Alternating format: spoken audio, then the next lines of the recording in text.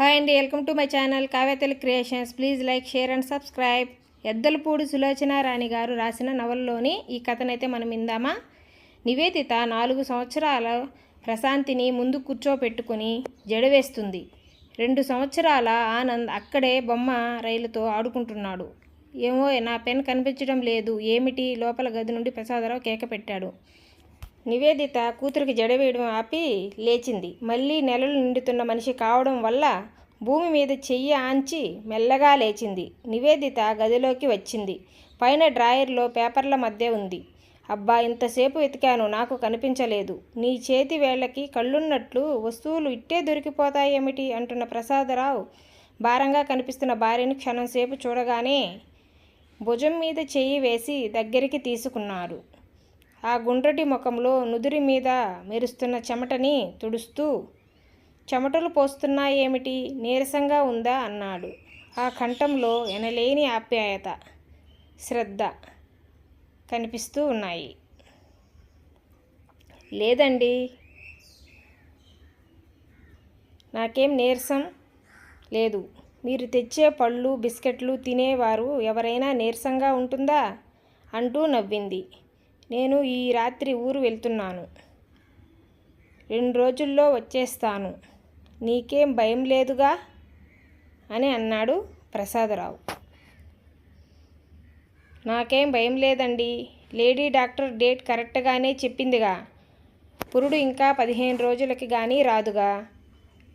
రాదండి, క్రితం 2 సార్లు సరిగ్గా ఆవిడ చెప్పిన టైంకే వచ్చింది. మీరు కంగారు పడకండి. మీరు వచ్చే వరకు నాకేమీ డెలివరీ కాదు. అతను నివేదిత తలను గుండెలకి ఆనించుకున్నాడు. ఏమోయ్ నివి, నాకు ఈ సమయంలో నిన్ను వదిలి వెళ్ళాలంటే గాబరాగా ఉంటుంది. క్యాంపుకి వెళ్ళినా నా మనసంతా ఇక్కడే ఉంటుంది. ఈ వీధిలో అందరూ మీరు భార్య కొంగు ఇడవని ప్రబుద్ధుడు అని పేరు పెట్టారండి. మీరు చేయడం కూడా అలానే చేస్తారు. ఎవరు ఏమన్నా నాకేం పర్వాలేదు. నేను లెక్క పెట్టను. నివేదిత.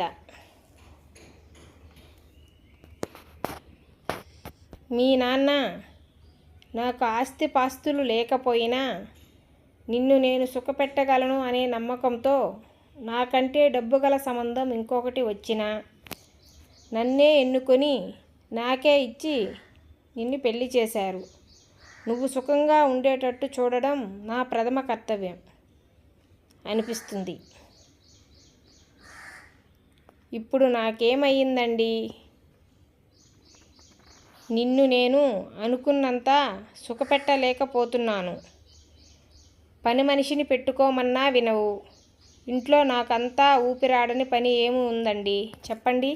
మనమే కదా వంట చిటికెలో చేసేస్తాయే. పిల్లలు పని సగం మీరే సాయం చేస్తారాయే. ఏమో బాబు, పిల్లలు ఇక చాలు. ఈసారి నేను బుద్ధి లేకుండా ప్రవర్తించాను అనిపిస్తుంది. అబార్షన్ చేయిస్తాను అంటే నువ్వు వినలేదు. వద్దండి, ఆ మాట అనకండి. అసలు నాకు గుర్తు చెయ్యవద్దు.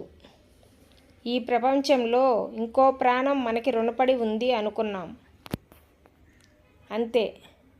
నివేదిత పొట్ట మీద చేయి ఆనించుకుంది. మిమ్మల్ని బాధ పెట్టను. ఈసారి ఆపరేషన్ చేయించుకుంటాను అని అంది. నేను లేనప్పుడు నువ్వు మాధవ గారి భార్య దగ్గరికి వెళ్ళి కూర్చో. ఎక్కువ టైం అక్కడే గడుపు. ఎందుకంటే ఆవిడ చేతుల్లో ఫోన్ ఉంటుంది. ఏదైనా అవసరం అయితే ఆవిడ డాక్టర్ని పిలిపిస్తుంది. ఆవిడ దగ్గరకా? నివేదిత ముఖంలో ప్రసన్నత తగ్గింది. ఎందుకలా అంటున్నావు?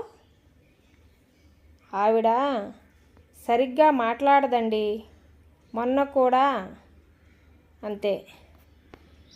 దసరా బొమ్మలు పెట్టి 3వ కూతురు చేత పిలిపిస్తే వెళ్ళానా? వెళ్ళిన పావుగంటకు కూడా బయటికి వచ్చి పలకరించలేదు. వచ్చినప్పుడు కూడా ఆవిడ వెంట స్నేహితురాళ్ళు ఉన్నారు. వాళ్లతో మాట్లాడుతూ నిల్చుంది. చూడకపోతే ఏమీ అనిపించదు, కానీ చూసి కూడా నిర్లక్ష్యం చేస్తే చాలా బాధ అనిపిస్తుంది. మనం లేని వాళ్ళుగా వాళ్ళ ఇంటికి వెళ్ళలేదు కదండి. క్యాంప్ వెళ్ళినప్పుడు మీరు మాధవ గారికి సుస్థి చేస్తే ఆయనని ఆలనా పాలన ఎంతగా చూశారు. ఆమె గారి సంగతి నువ్వు పట్టించుకోవద్దు. మాధవరావు గారు మంచి మనిషి. ఆయనకి గర్వం లేదు. చాలా కలుపుగోలుగా ఆత్మీయంగా ఉంటారు. మనకి ఆయనే ముఖ్యం. అవుననుకోండి. అంత సంపాదిస్తున్న ఆయనకి లేని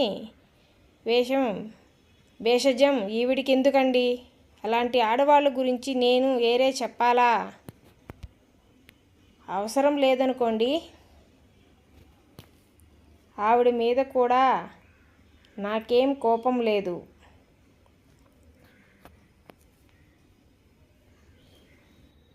అది ఆవిడ మనఃప్రవృత్తి అనుకుంటాను.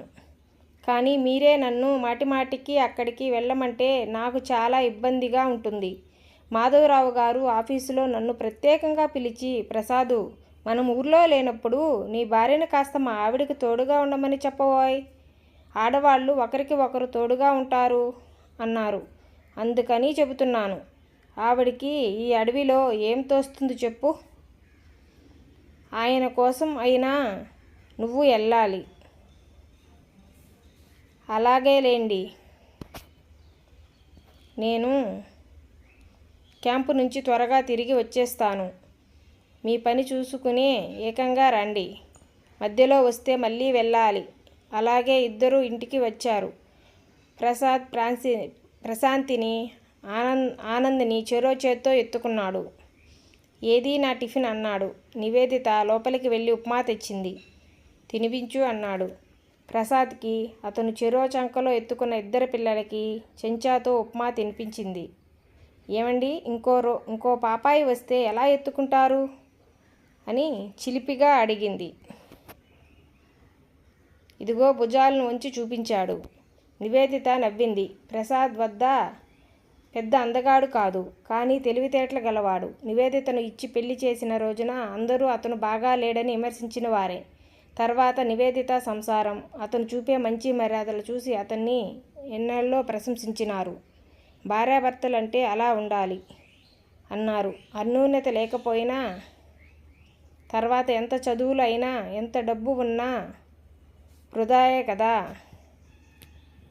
అని అందరూ అనుకున్నారు.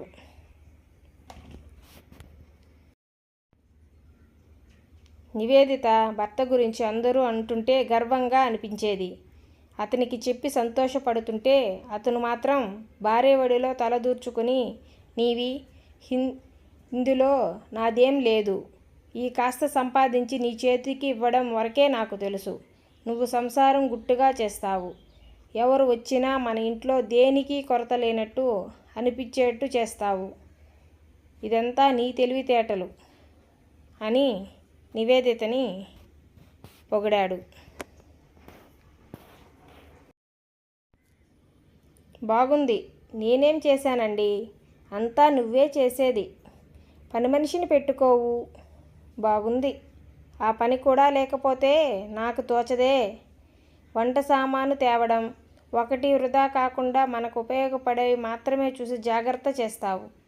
ఒక్క వస్తువు కూడా నువ్వు పారేయంగా నేను చూడలేదు నివేదిత. బాగుంది. చూసి చూడకుండా పారేయడానికి మనమేమైనా జమీందారులమా? ఆ వస్తువులు పారేస్తే డబ్బు పారేసినట్టు కాదా?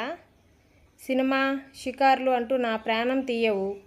ఎప్పుడైనా చూస్తే సంతోషమే, చూడకపోయినా వాటి కోసం బాధ లేదు.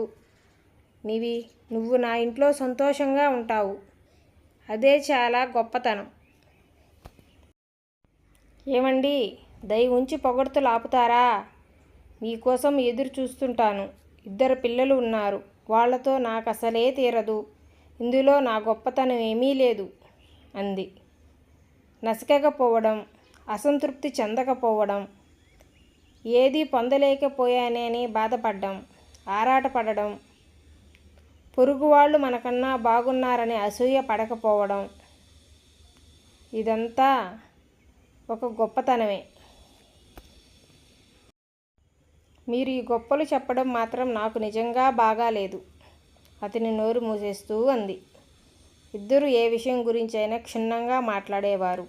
దాపరికాలు లేవు. వాటి వల్ల అనుమానాలకి అసలు తావే లేదు. వాళ్ళు ఉన్న 2 గదులే 5 స్టార్ హోటల్లో ఉన్నంత ఆనందం. వాళ్ళు తినే కూర అన్నమే పంచభక్ష పరిమాణాలు అన్నంత తృప్తి. రాత్రి అయితే ఇక స్వర్గమే. ఆ విధంగా నివేదితకి బయట ప్రపంచం వైపు చూడాల్సిన అవసరం లేదు. ఇంట్లో కడుపు నిండిన మనిషికి హోటల్ కనిపిస్తే దూరదామని ఆశపడడు. ఇంట్లో ఆనందం లభించిన వ్యక్తి పరాయి ఇళ్లలో ఆనందం మనకు దొరుకుతుందా అని దొంగలా కాపు వేయడు. ఇంట్లో మనసుకి పంచుకునే దాంపత్యం ఉంటే పరాయి వ్యక్తి వైపు కన్నెత్తి కూడా చూడరు. నివేదితకి, ప్రసాద్కి బయట ప్రపంచంలో దేనికోసమూ దేవరించాల్సిన అవసరమూ లేదు. ఆ ఇల్లు గడవడానికి అతడు శ్రమ పడతాడు. ఆ శ్రమ ఫలితంగా భార్య పిల్లలతో కలిసి ఆనందంగా అనుభవిస్తాడు. అందుకే ఆ కుటుంబంలో ఆనందపు పంట పుష్కలంగా ఉంది. Please like, share and subscribe Kavya Telugu creations.